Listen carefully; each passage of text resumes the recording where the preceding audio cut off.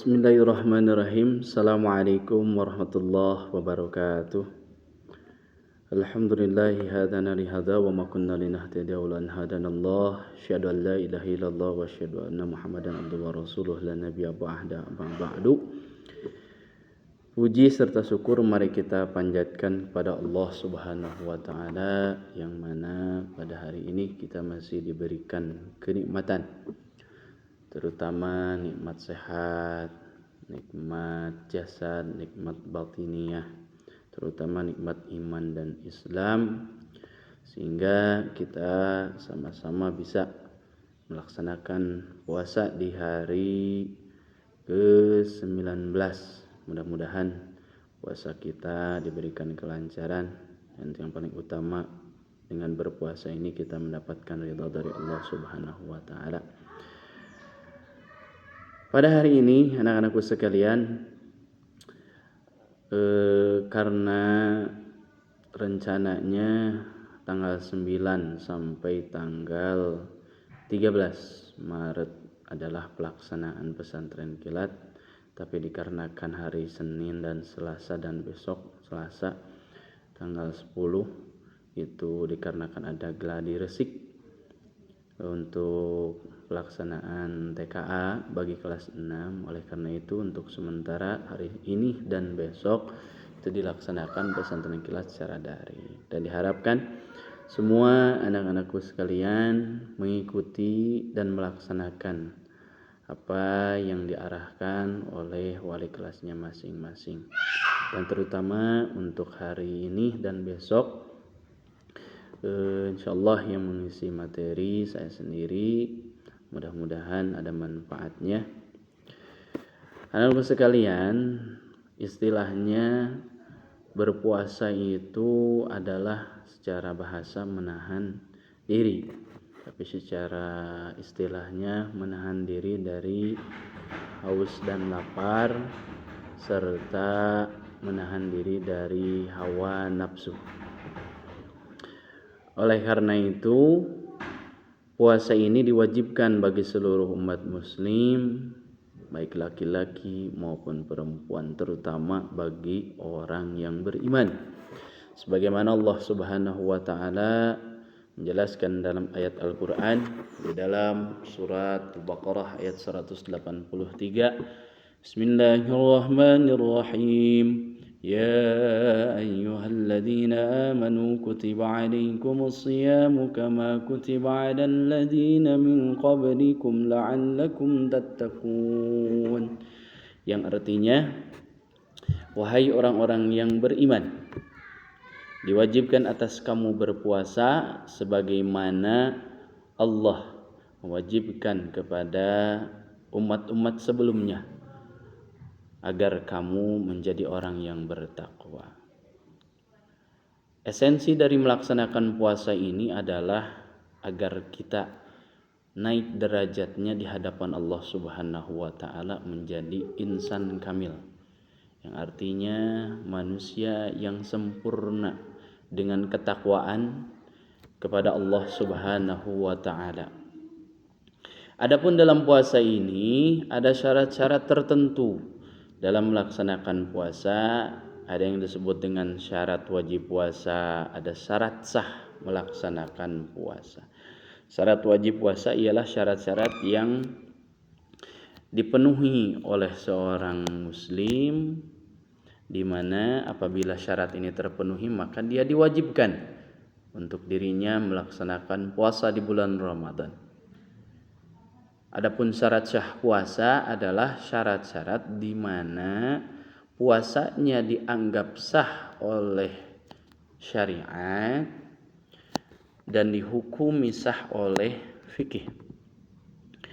Yang pertama adalah syarat wajib puasa, yang di mana apabila syarat-syarat ini dipenuhi oleh seorang mukmin, baik itu mukmin laki-laki maupun perempuan, maka dia diwajibkan untuk berpuasa di bulan Ramadan. Yang pertama dari syarat wajib puasa adalah baligh.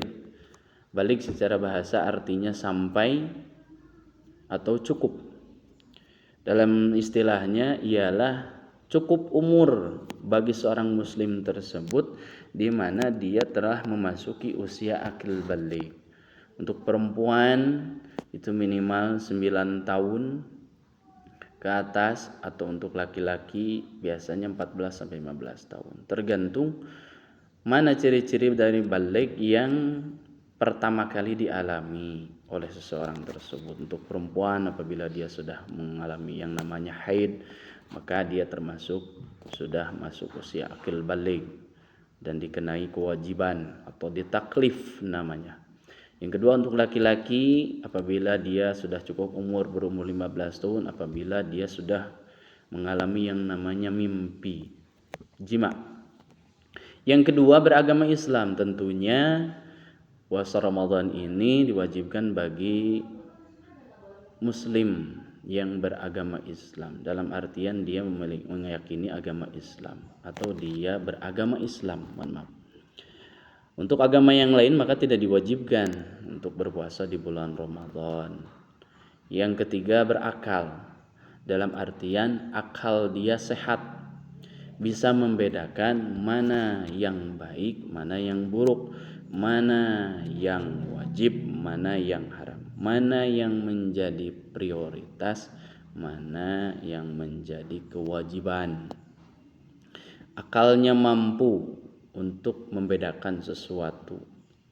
Yang keempat, yang terakhir adalah mampu. Mampu di sini diartikan sebagai mampu secara fisik, bahwa dia mampu melaksanakan puasa dari mulai terbitnya fajar shiddiq sampai terbenamnya matahari.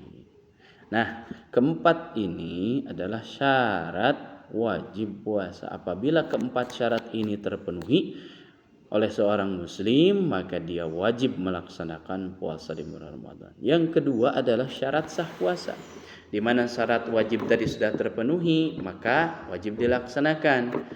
Tapi ketika dilaksanakan pun ada syarat-syarat tertentu yang menyebabkan sahnya puasa tersebut. Yang pertama, beragama Islam. Sudah tentu yang namanya puasa Ramadan hanya diwajibkan bagi umat Islam saja, umat yang lain tidak. Beragama Islam berarti kalau misalkan dia tidak beragama Islam, kemudian dia melaksanakan puasa di bulan Ramadan, maka puasanya tidak sah. Meskipun dia istilahnya ingin mencoba, dia beragama yang lain bukan agama Islam, tapi dia ingin mencoba melaksanakan puasa, maka puasanya tidak sah. Sebab syarat yang pertama adalah beragama Islam. Yang kedua adalah tamyiz.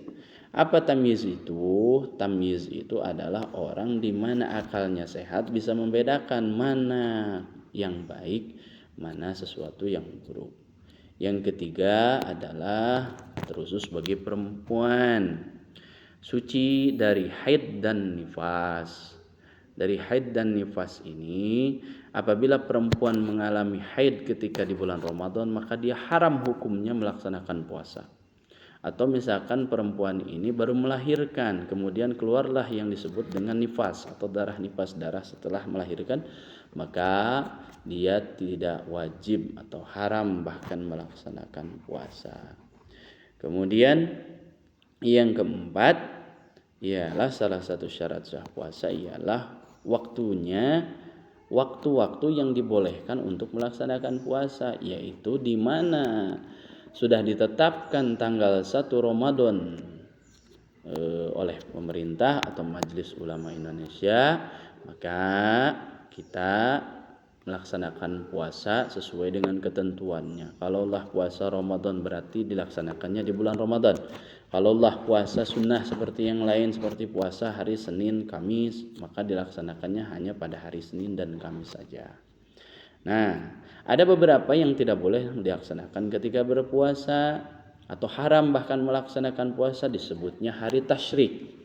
Hari tasyrik ini adalah hari yang diharamkan seorang muslim untuk melaksanakan puasa.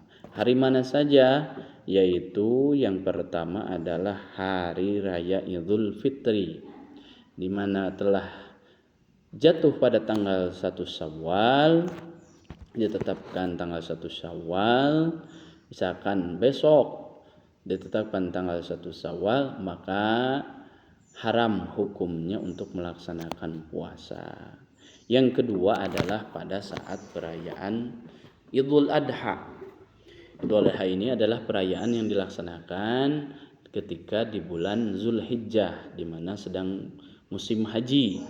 Maka diharamkan bagi kita selaku umat muslim untuk melaksanakan puasa di hari raya Idul Adha dan 3 hari disebutnya hari tasyrik, 3 hari setelah hari raya Idul Adha itu tidak boleh melaksanakan puasa.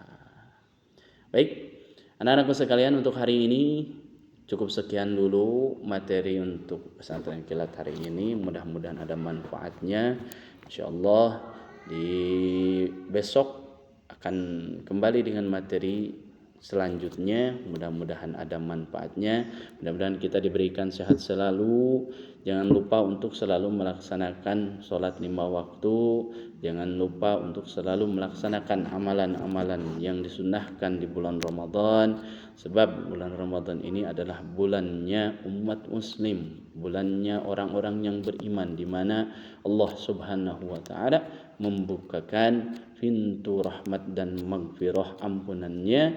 Oleh karena itu jangan disia-siakan ketika kita masih diberikan kesempatan untuk berpuasa di bulan Ramadan. Nabi Muhammad SAW bersabda, Man shoma ramadhana imanan wa ihtisaban ghufira lahu ma taqaddama min dzambih.